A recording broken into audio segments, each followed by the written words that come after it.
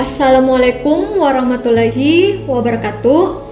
Perkenalkan, saya Aan Yulianingsi Anwar, NIDN 0920078802. Saya merupakan salah satu dosen di jurusan Teknologi Laboratorium Medis, Prodi Diploma 3 di Poltekkes Kemenkes Ternate. Salah satu mata kuliah yang saya ampuh yaitu mikologi. Mata kuliah mikologi ini terdiri dari 2 SKS dengan rincian 1 SKS teori dan 1 SKS praktikum dengan jumlah keseluruhan pertemuan sebanyak 16 kali, termasuk di dalamnya adalah OTS dan UAS. Mata kuliah mikologi ini membahas terkait jamur, diantaranya morfologi, patogenitas, gejala klinis dan epidemiologi, klasifikasi penyakit jamur, jamur kontaminan dan patogen, mitotoksin dan toksisitasnya, isolasi dan identifikasi jamur penyebab mikosis superficial, penyebab mikosis intermediate, penyebab mikosis sistemik, serta jaminan mutu pemeriksaan mikologi. Adapun CPL yang dibebankan pada mata kuliah mikologi ini yaitu 1. Mahasiswa mampu melakukan pemeriksaan laboratorium medik dan menerangkan secara teori yang berkaitan dengan pemeriksaan laboratorium medik mulai tahap pra-analitik, analitik, dan pasca-analitik di bidang mikologi menggunakan instrumen sederhana dan otomatis secara terampil sesuai standar pemeriksaan dan menghasilkan informasi diagnostik yang tepat. Yang kedua, mahasiswa mampu bekerja sama dengan tim, menyusun dan melaporkan hasil pemeriksaan yang valid kepada pihak yang berwenang dan mampu mendokumentasikan serta menjaga kerahasiaan informasi sesuai kode etik profesi. Sistem pembelajaran yang diterapkan pada mata kuliah ini yaitu sistem hibrid yang dapat dilakukan secara tatap muka langsung maupun secara sinkronus dan asinkronus. Pembelajaran ini dilakukan dengan menggunakan metode ceramah, FGD, dan discovery learning. Interaksi dilakukan dengan tanya jawab secara langsung pada saat perkuliahan sedang berlangsung maupun setelah perkuliahan melalui WA Group maupun Google Classroom. Sistem penilaian pada mata kuliah ini mengikuti sistem akademik yang berlaku di Poltekkes Kemenkes Ternate dan telah disampaikan kepada mahasiswa pada pertemuan pertama, lebih tepatnya pada saat kontrak perkuliahan. Penilaian akhir mahasiswa merupakan akumulasi dari komponen tugas sebanyak 20%, praktikum 35%, UTS 15%, dan UAS 30%. Berikut adalah video pembelajaran pada mata kuliah mikologi pada pertemuan kedua. Oke, bismillahirrahmanirrahim. Assalamualaikum warahmatullahi wabarakatuh. Waalaikumsalam warahmatullahi wabarakatuh. Ya, bagaimana kabarnya hari ini? Alhamdulillah. Baik. Ya, alhamdulillah ya, semua dalam keadaan sehat. Pertama-tama, marilah kita mengucapkan puji syukur kehadirat Allah Subhanahu wa Ta'ala atas berkat rahmat dan hidayahnya sehingga kita semua masih diberikan kesehatan untuk sama-sama melakukan pembelajaran ya untuk pertemuan kedua dari mata kuliah mikologi ini. Ya, oke. Masih hafal yel-yel kita di minggu lalu? Masih. Oke, Ibu ulang ya. Selamat pagi. Pagi. Luar biasa. Oke, belum kompak ya. Ibu ulang lagi. Selamat pagi. Pagi. Luar biasa. Oke, ya, berarti semua sudah semangat ya. Nah, untuk link absensinya jangan lupa ya mengisi link absensi yang Ibu sudah bagikan di room chat ya. Oke, karena ini pertemuan kita yang kedua, sebelum Ibu masuk ke materi, kira-kira ada yang masih ingat pertemuan kita minggu lalu bahas terkait apa? Oke, Haryanti Taher. Oke, silahkan bahas terkait apa? Morfologi jamur, Ibu. Oke, betul ya. Jadi, minggu lalu kita sudah bahas terkait daripada morfologi jamur. Ya, dan Ibu pasti yakin kalian semua sudah masih ingat ya. Oke, sekarang kita masuk ke materi. Oke, apa kelihatan yang Ibu share? Kelihatan, Ibu. Ibu. Oke, ya jadi pertemuan kita hari Kelihatan, ini Ibu. kita akan bahas terkait patogenitas jamur ya, sesuai dengan yang Ibu bagikan di RPS di pertemuan pertama ya. Nah, sebelum kita masuk ke patogenitas jamur, Ibu pengantar dulu capaian pembelajaran pada pertemuan kedua ini, yaitu diharapkan mahasiswa mampu menerangkan tentang patogenitas jamur. Nah, indikator capaian yaitu siswa tepat dalam menjelaskan yang pertama morfologi jamur patogen, yang kedua definisi patogenitas penyakit jamur, yang ketiga mekanisme patogenitas penyakit jamur, dan yang terakhir adalah infeksi superficial, subkutan, dan sistemik. Nah, sebelum Ibu masuk ke materi ya, untuk menarik konsen kalian, ya, Ibu ada pertanyaan. Apakah semua jamur itu bersifat patogen? Kalau ya, jelaskan. Kalau tidak, jelaskan. Kira-kira siapa yang bisa? Ya, oke. Sandira. Oke, silahkan Sandira. Baik Ibu, izin menjawab Ibu, tidak semua jamur itu bersifat patogen Ibu, di mana jamur patogen itu yang kita ketahui merupakan jamur yang bisa menyebabkan kerusakan pada tubuh manusia. Tetapi ada juga jamur yang bisa menghasilkan antibiotik Ibu, yaitu ada jamur penicillium Ibu. Sekian penjelasan dari saya kembalikan Ibu izin. Oke ya, sudah tepat ya, sudah mengena ya. Jadi tidak semua jamur itu bersifat patogen ya, atau merugikan manusia. Ada juga jamur-jamur yang menguntungkan seperti yang tadi dijelaskan oleh temannya Sandira, kalau ada jamur yang bisa menghasilkan antibiotik ya, itu menguntungkan. Nah, sekarang kita masuk ke materi ya. Yang pertama itu terkait morfologi jamur ya. Nah, untuk pada jamur ya, untuk jamur itu sendiri lebih banyak ya pada orang-orang yang patogen itu ditemukan adalah hifa dan spora, bentuk hifa dan spora. Nah, struktur dasar jamur itu adalah hifa. Nah, hifa ini akan berkumpul dan akan menjadi miselium. Nah, miselium ini akan menjadi jalinan-jalinan semu yang akan menjadi tubuh buah. Nah, untuk ketebalan hifa sendiri itu dia 0,5 mm sampai 100 mm. Nah, kelihatan tidak kursornya Ibu? Kelihatan, Ibu. Nah, oke.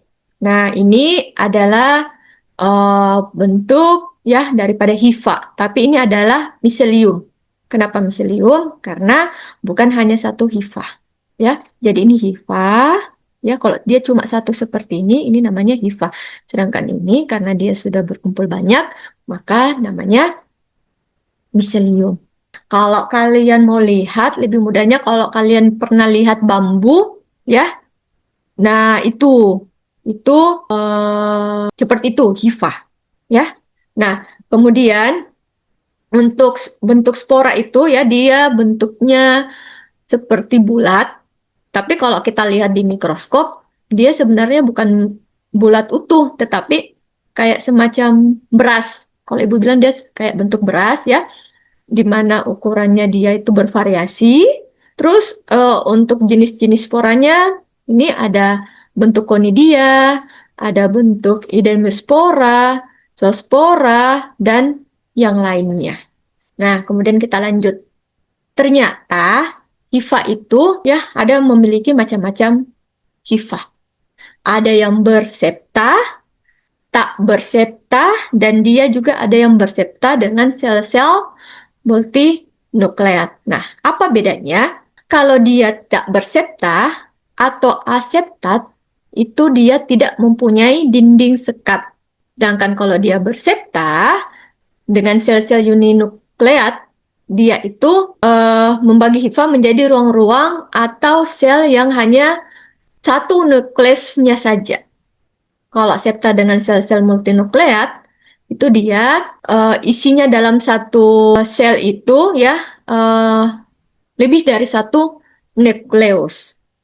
Nah, ini bisa kita lihat gambarnya. Ya, ini dia hifa bersepta dan tak bersepta. Nah, yang mana dibilang septa? Yang ini. Ini, ya. Nah, ini septanya. Nah, sudah jelas ya perbedaannya. Terus, yang mana dibilang nukleus? Nah, ini nukleus. Ini nukleus di dalamnya. Ya. Nah, kira-kira kalau berdasarkan penjelasannya Ibu tadi, kira-kira ini hifa bersepta dengan uh, multinukleat atau uninukleat? Kira-kira apa? Ini multi atau uni? Multi, Ibu. Oke, Diva ya, berarti ini adalah multi. Kenapa dia multi? Karena dalam satu sekat itu dia banyak nukleanya. Nah, beda dengan ini. Ini dia tidak ada septanya, tidak ada sekat-sekatnya. Ya. Nah, kemudian kita lanjut. Nah, apa sih patogenitas penyakit jamur itu? Ya.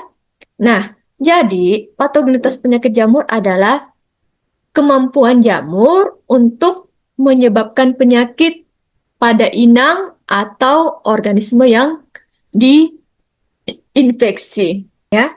Nah, infeksi adalah invasi inang oleh mikroba yang memperbanyak dan berasosiasi dengan jaringan inangnya.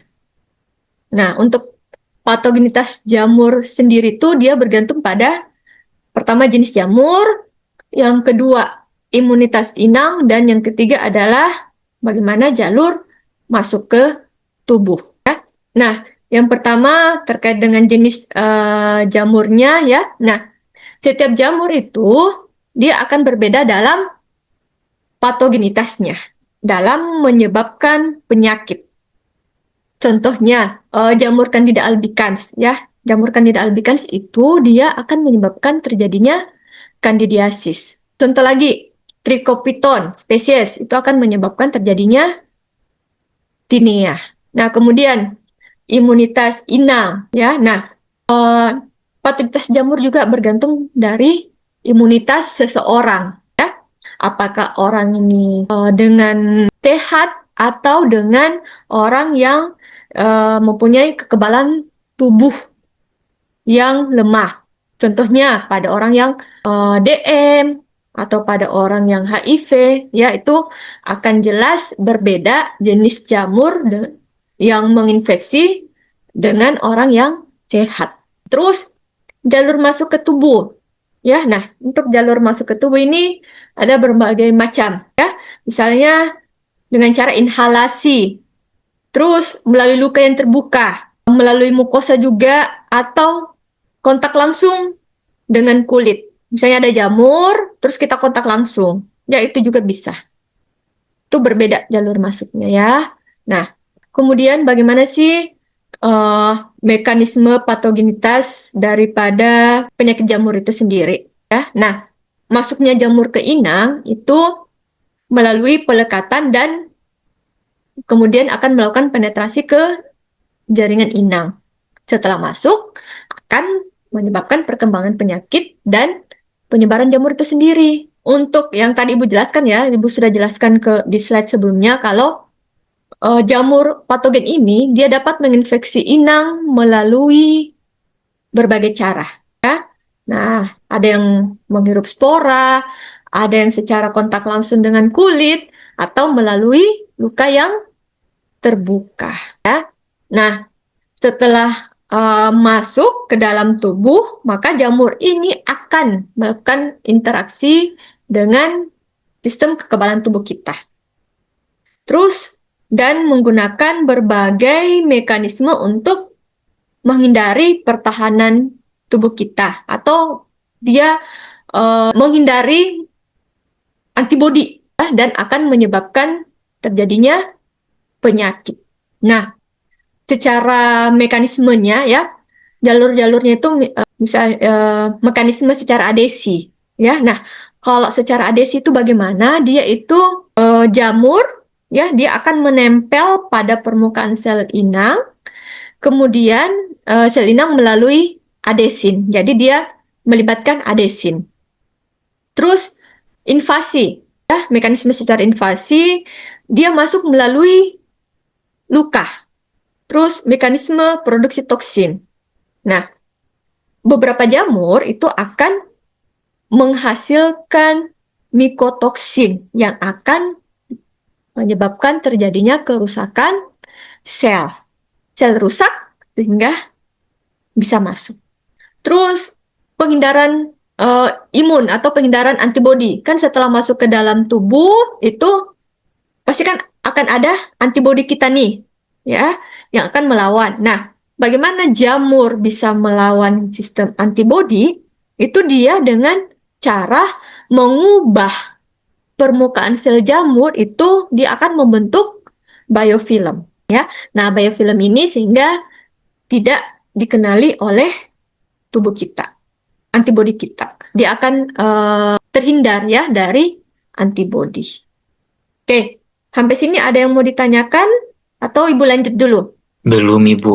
Belum? Oke, kita lanjut ya. Nah, sekarang bagaimana sih caranya respon imun kita terhadap melawan infeksi jamur ini? Karena seperti yang kita ketahui, kan di dalam tubuh kita ini semua akan ada sistem imun, ada respon imun ya yang namanya antibodi ya.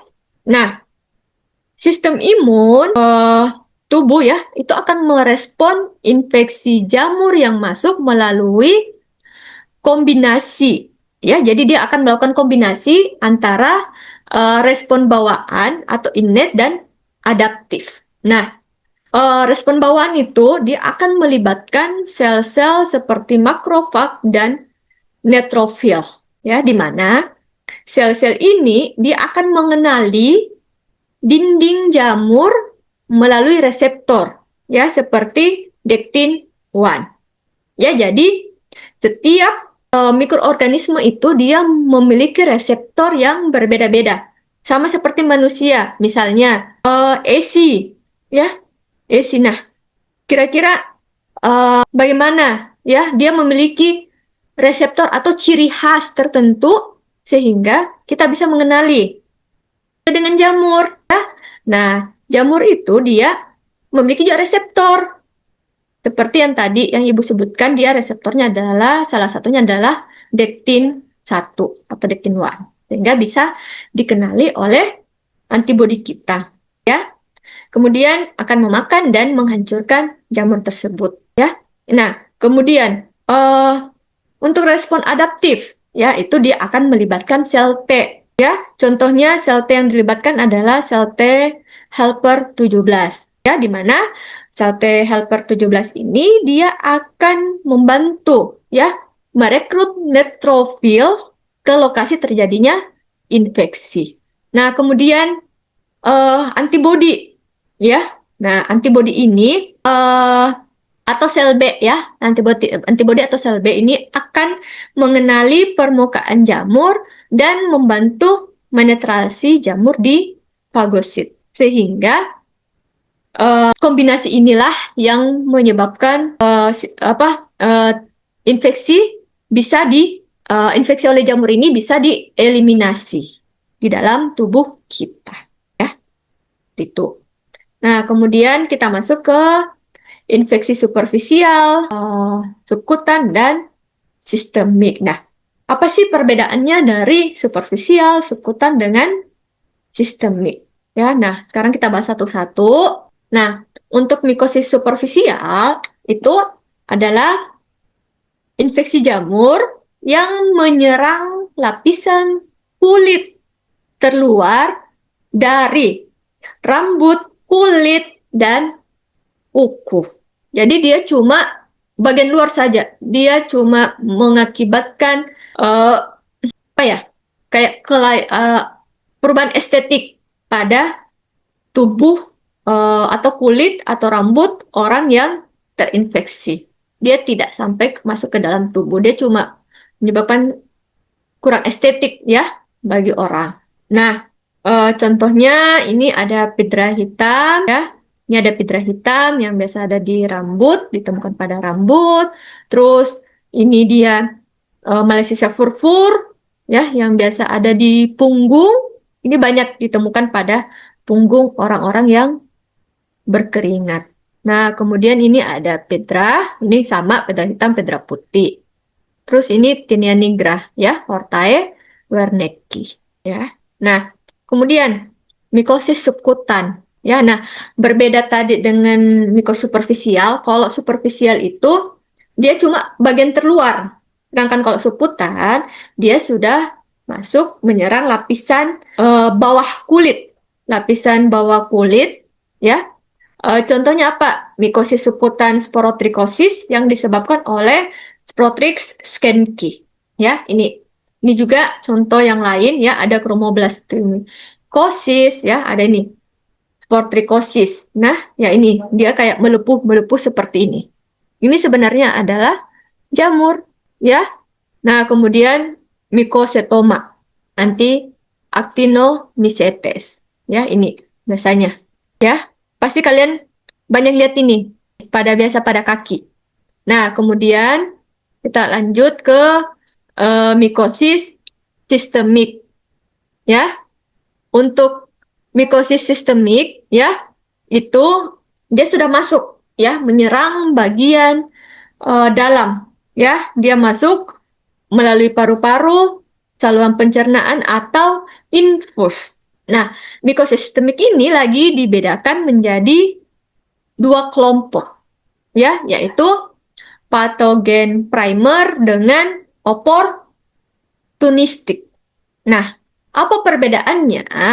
Kalau oportunistik dia mempengaruhi orang dengan sistem kekebalan yang lemah. Contohnya pada orang yang DM atau orang yang HIV, ya, kandidiasis oral yang banyak ditemukan biasa pada daerah mulut orang yang DM, ya. Nah, sedangkan kalau patogen primer dia menyerang orang yang sistem kekebalan tubuh sehat. Ini kandidiasis, aspergillosis, dan ini, ya, ini beberapa contoh, ya, jamur yang mempengaruhi orang yang sistem kekebalan tubuh yang lemah, ya. Nah, biasanya kalau aspergillosis ini biasa banyak ditemukan di paru-paru, ya, seperti itu. Oke, sekian ya materi dari Ibu, ya. Selanjutnya, apa ada pertanyaan? Ayo, siapa yang mau bertanya? Oke, Diva ya, oke, silahkan Diva. Baik, terima kasih Ibu. Sebelumnya mohon izin Ibu dan teman-teman sekalian. Saya Diva izin bertanya dengan bunyi pertanyaan. Mengapa jamur kandida lebih sering ditemukan pada orang yang sistem imun tubuh lemah? Terima Oke. kasih Ibu. Ya, oke ya, bagus pertanyaannya ya. Mengapa ya Candida ya lebih sering kita dapatkan atau temukan pada orang yang sistem imunnya lemah ya? Oke. Mungkin sebelum Ibu jawab, mungkin ada yang mau bantu Ibu menjawab. Oke, Fadila. Silahkan, Fadila. Baik Ibu, terima kasih. Mohon Ya. izin, saya ingin menjawab pertanyaan dari Diva. Jamur Candida sering ditemukan pada orang sistem imun lemah karena tubuh tidak mampu mengontrol pertumbuhan jamur ini. Candida juga sebenarnya hidup secara normal sebagai bagian dari flora normal tubuh. Sistem kekebalan tubuh menjaga kekebalan populasi jamur ini tetap terkendali. Jika sistem imun melemah, seperti misalnya pada orang DM atau HIV, mekanisme pertahanan tubuh tidak lagi efektif dalam mengendalikan pertumbuhan Candida, sehingga jamur ini dapat berkembang secara berlebihan dan bisa menyebabkan infeksi. Sekian dari saya, Ibu. Terima kasih. Saya kembalikan, Ibu. Oke ya, jadi jawabannya sudah mengena ya. Nah, kenapa Candida lebih sering ditemukan ya pada orang yang sistem kekebalan imun lemah ya? Karena sebenarnya ya Candida ini itu adalah flora normal ya, flora normal di tubuh kita. Itu banyak sekali ditemukan di mulut ya, daerah mulut, daerah vaginal maupun di saluran cerna ya. Tetapi ya pada saat sistem imun kita melemah ya, maka bakteri ya maka akan terjadi gangguan keseimbangan ya, gangguan keseimbangan mikroba ya, sehingga jamur akan tumbuh berlebih dan akan menyebabkan terjadinya infeksi seperti pada orang DM ya, lagi-lagi contoh kepada orang DM misalnya adalah kandidiasis oral atau vaginal ya, seperti itu. Bagaimana Diva? Iya, Ibu. Terima kasih, Ibu. Ya oke ya. Bagus ya pertanyaannya ya. Oke, masih ada yang mau bertanya? Ada? Tidak ada? Belum, Ibu. Karena tidak ada yang bertanya ya, jadi kita lanjut ya. Ini ada kuis ya. Silahkan kerjakan kuisnya dan ini akan masuk dalam salah satu penilaian kita ya pada hari ini. Untuk kuisnya silahkan dikerjakan ya, dan Ibu sudah share di room chat ya. Silahkan nanti kalian bisa klik saja. Dan juga ada tugas ya. Silahkan kalian membuat resume terkait patogenitas jamur dan dikumpulkan di Google Classroom dengan kode kelas seperti yang tertera di layar ya. Oke, Ibu juga sudah tulis di Google Classroom ya. Di situ sudah ada tempat ya untuk mengumpulkan tugasnya. Ibu kasih ya tugasnya paling lama 3 hari ya, paling lambat 3 hari dikumpulkan, resumenya ditulis tangan ya. Silahkan kalian membuatnya berkelompok ya, kalian diskusi ya, kalian silahkan diskusi. Ada lagi yang mau ditanyakan sebelum kita akhiri? Tidak ada? Belum, Ibu. Oke, belum Ibu. Oke. Karena tidak ada ya, jika nanti setelah perkuliahan ini kita selesai dan ada yang mau ditanyakan, silahkan ajukan pertanyaannya di WA group ataupun di Google Classroom. Nanti Ibu akan tanggapi di sana. Oke. Karena sudah tidak ada lagi ya, maka Ibu rasa dan Ibu anggap kalian semua sudah paham ya terkait materi kita hari ini, patogenitas jamur. Sekian dan terima kasih. Semoga bernilai ibadah semua ya di sisi kita. Sekian dan terima kasih. Assalamualaikum warahmatullahi wabarakatuh. Waalaikumsalam warahmatullahi wabarakatuh. Terima kasih, Ibu. Terima kasih, Ibu. Ya, sama-sama, Dek.